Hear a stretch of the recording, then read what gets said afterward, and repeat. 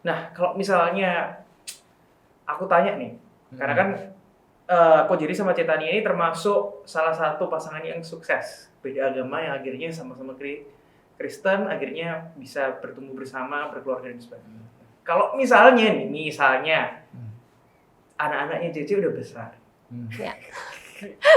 Terus jatuh cinta nih, udah puber.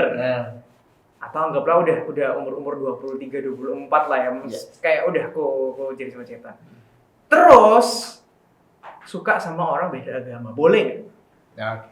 Pertanyaan yang susah. Kebetulan kita punya dua jagoan, dua jagoan, si Koko Jaden sama titinya adiknya si Jesse. Ya. Oh, Jesse ya, bukan Jesse. Jesse, oke. Ya, dua jagoan. Nah, Koko sama Cici percaya bahwa dua anak ini itu sebenarnya bukan milik kita. Ya. Kita tuh cuman dititipin sama Tuhan. Jadi dua anak ini adalah punyanya Tuhan. Ya. Jadi apapun yang terjadi dalam kehidupan mereka, Tuhan yang tanggung jawab. Tuhan yang pimpin, Tuhan yang lindungi. Nah, yang bisa Koko sama Cici lakuin cuman apa? Cuman kasih legacy. Cuman kasih tuntunan hidupnya. Seperti ini loh yang sudah dialamin papa mamamu dulu. Memang kita mungkin dulu dari dua agama yang berbeda, tapi bagaimana Kristus yang akhirnya mempersatukan kita. Bagaimana Kristus juga bisa ketika kalian lahir, Jaden dan Jesse, Kristus itu yang nuntun hidup kalian melalui kisah hidupnya, pernikahannya papa mama.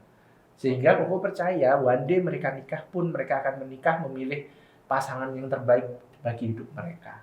Dan Koko percaya satu saat pun nanti mereka juga akan menikah, berkeluarga, dan sama-sama melayani Tuhan. Even ke anak cucu mereka juga. Seperti itu. Itu harapannya. Ya. Itu harapannya. Tapi kalau misalnya anggaplah ini aku Jaden nih. Aku udah bawa pasangan beda agama. Apa yang akan Koko dan Cici ngomong dan nasihatkan ke aku?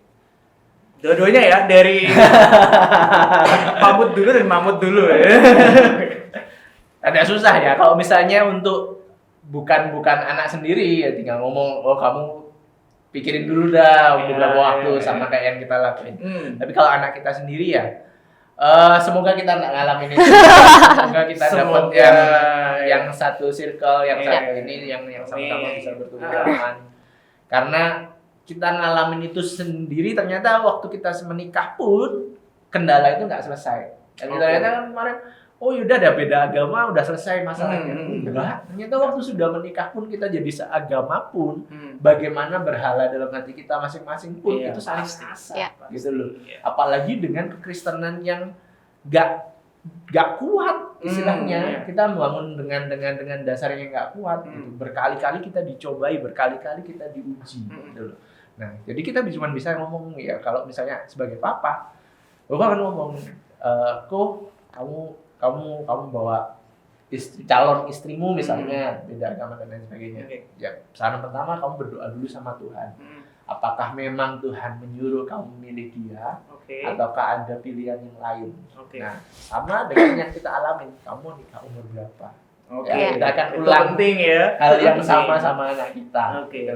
Kalau kamu misalnya mau masih ngejar karir dulu, kamu mau ngejar pelayanan, one day siapa tahu si Jaden nanti jadi pendeta atau apa, ya it's okay kamu kerjaan itu dulu. Nggak usah fokus ke sana karena gue percaya ya Tuhan akan kasih yang terbaik. Dari papa. Kalau dari mama? Kalau dari Cece itu ya seperti Cece sih. Cece pengen kalau misalnya Jaden atau Jesse memang punya calon yang berbeda agama, Cece